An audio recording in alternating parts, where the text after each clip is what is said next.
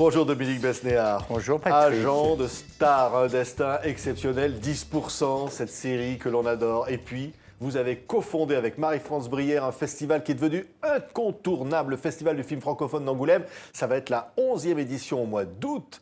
Comment vous avez réussi ce pari, Dominique Besnéard?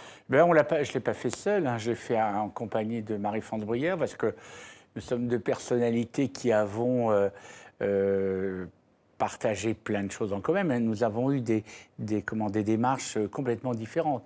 Elle vient de la télévision, elle a été la papesse de la télévision, des grandes émissions de variété, et moi j'ai été agent et je viens du cinéma. Mais quand Marie-France a décidé de prendre un peu un recul, c'est elle qui a eu l'idée de faire un festival à Angoulême parce qu'elle avait une maison à côté et elle m'a demandé, moi je venais juste d'arrêter d'être agent, donc j'avais plus de disponibilité parce que quand on est producteur, on organise son temps comme on veut. Donc elle m'a entraîné dans l'affaire et nous avons trouvé l'idée de la francophonie. Oui. Parce vous que vous êtes dit, il faut faire quelque chose pour le cinéma francophone. Oui, parce que la francophonie n'était pas du tout représentée. Il y a un festival à Namur, il y en a un dans l'Outaouais, il y en a même un en Allemagne, mais en France, il n'y en avait pas. Alors donc, on s'est dit, voilà. Et en même temps, c'était un symbole parce que, dans la région Poitou-Charentes, c'est de là que sont partis les émigrants pour aller au Québec, même à New York, puisqu'on dit même que New York s'appelait Angoulême. Alors. Donc il y avait une vraie légitimité à que ce soit dans cette région de la France. Oui. La terre des Valois, donc la langue française. Et ça rayonne, je le dis, 11e édition. Toutes les stars viennent, les avant-premières, on va en parler. Un jury cette année présidé par Karine Viard, avec des personnalités formidables. Oui, moi j'aime bien quand la présidente le président du jury est une femme. Parce que je trouve que, d'abord, elles sont très courageuses, les actrices. Il y a eu Nathalie Baye, il y a eu Sandrine Bonner, Sabine Azéma. Et j'aime bien quand l'actrice est à la fois une actrice populaire, qui a des références auprès du grand public, et qui a en même temps une élégance et une culture. Et c'est vraiment le cas de Karine. Parce que quand on voit la filmographie de Karine Viard, elle est brillante, hein. Elle a fait plus de 15 films qu'on fait plus d'1 million d'entrées. Oui. Et elle alterne à la fois le film d'auteur, l'an dernier elle était avec Jalouse, que les films de comédie très populaires. Donc c'est pour ça que je trouve qu'elle est très représentative pour être présidente du jury. Oui, avec dans le jury, on aura Michel Côté, Camilla Jordana, Thomas Lilti, des personnalités formidables, pour choisir... Et même Jimmy Jean-Louis, qui est un acteur haïtien, et qui a fait carrière à Hollywood, et qui était venu déjà il y a très longtemps à Angoulême au festival pour un film de Raoul Peck. Et donc je suis heureux qu'il soit dans le jury. Oui, oui, et ils vont devoir choisir pour attribuer des Valois, les récompenses suprêmes tant attendues par le milieu du cinéma. Parce que c'est important pour un film d'avoir des récompenses à Angoulême, et il y a des films en compétition. Comment vous les avez choisis, les films, cette année? Eh bien, les films, vous savez, on a dû voir avec Marie-France plus de 50 à 60 films. Hein. Donc, on voit les films, bien sûr, français, mais les films du Québec, les films belges, les films suisses. Donc, c'est vrai qu'on n'a pas de temps à perdre. Et en même temps, moi, je n'aime pas voir les films sur l'ordinateur. J'ai envie de les voir sur un grand écran. Donc, on passe beaucoup de temps d'une projection à une autre. Alors, comment on les choisit? Eh bien, on les choisit parce qu'on les aime. Et souvent, on ne se parle pas avec Marie-France en sortant pendant le film. Quelquefois, on est tous les deux. On attend la fin du film et on essaye de confronter nos avis. Et je trouve que cette année, il y a quand même une thématique. Hein. Il y a l'amour, Oui. la solitude et la sexualité un peu débridée. C'est-à-dire qu'il y a deux films qui parlent de la misère sexuelle. Un des films qui est merveilleux, qui s'appelle Sauvage, ça se passe dans le milieu de la prostitution masculine dans les forêts. À côté de Strasbourg. Et il y en a un autre qui s'appelle Sherazade. C'est l'histoire d'un petit Mac à Marseille qui fait travailler ses copines. Et donc, vous allez me dire, vu comme ça, mais c'est des films qui ont une tendresse, une violence.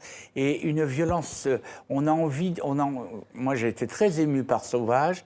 Et en même temps, Voilà, alors le film peut être dérangeant, mais il est tellement émouvant qu'on oublie tout le côté dérangeant. Et avec ces films en compétition, on verra des stars, on verra Vanessa Paradis, on verra beaucoup de stars. Je voulais signaler L'Éperon. L'Éperon, c'est un cinéma, et c'est important pour vous d'en parler. Ah oui, nous avec Marie-France, on est des teignes on a été des teignes pour que ce cinéma réouvre. Parce que vous savez très bien, vous êtes venu tout le temps à Angoulême, vous savez très bien, il y a un problème de place. On refuse des gens, et ça, c'est insupportable pour moi qu'on ne puisse pas accueillir tous les gens qui ont envie de venir au cinéma.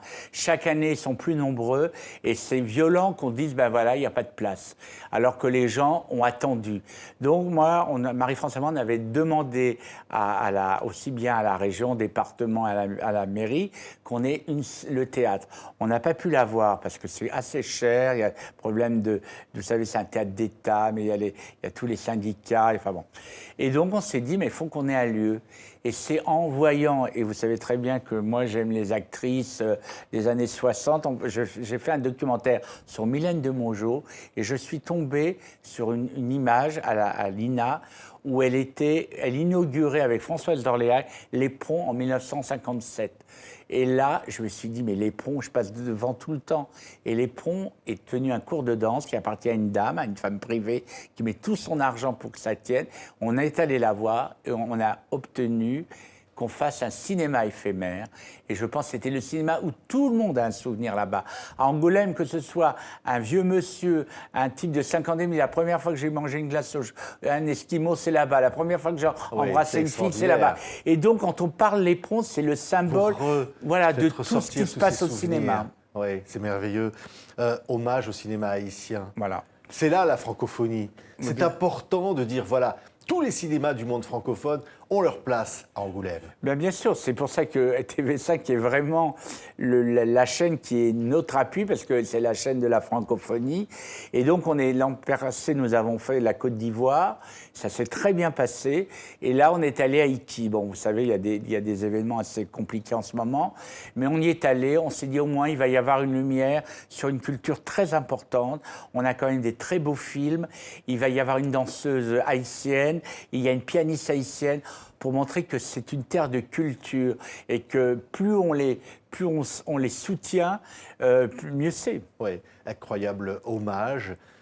Deray, incroyable cinéaste.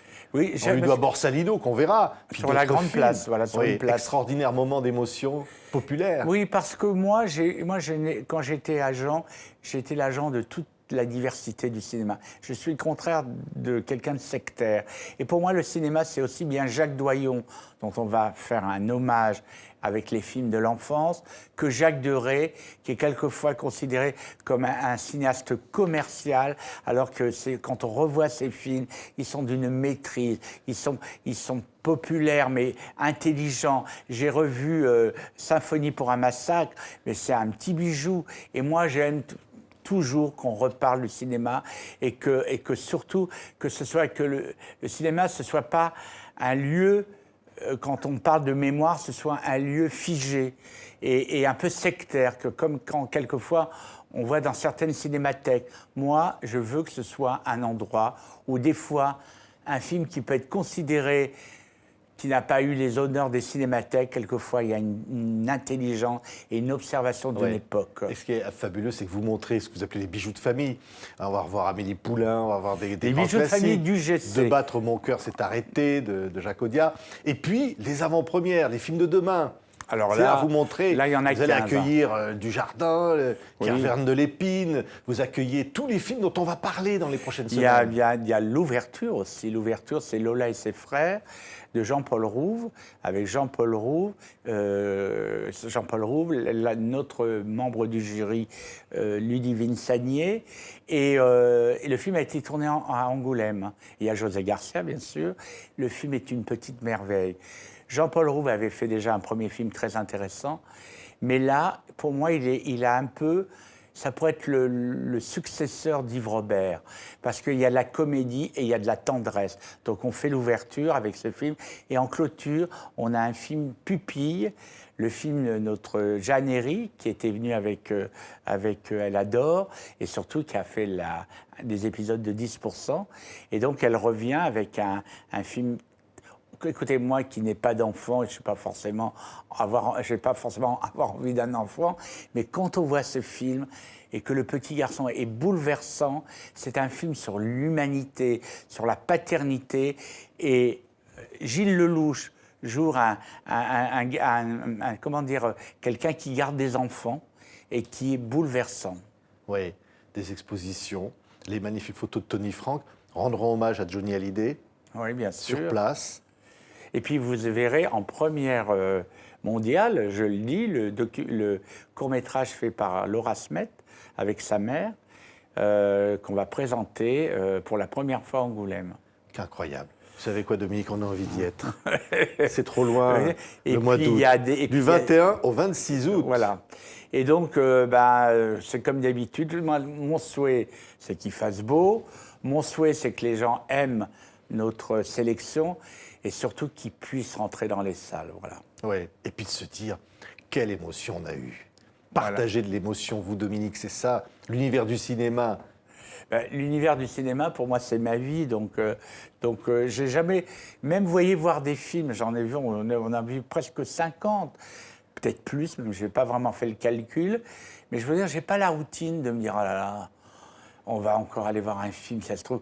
On vient là, moi, c'est peut-être pour ça que je suis toujours là, c'est que moi, quand je vais au cinéma, c'est comme si c'est la première fois que j'allais au cinéma. Donc, je n'ai jamais d'usure, de fatigue, en me disant, je vais peut-être voir quelque chose de fort. Et quand j'ai vu Sauvage, je suis sorti de là, j'ai été secoué. Merci, Dominique. TV5 Monde est tellement content d'être partenaire du Festival du film francophone d'Angoulême, 11e édition. Exceptionnel. Merci.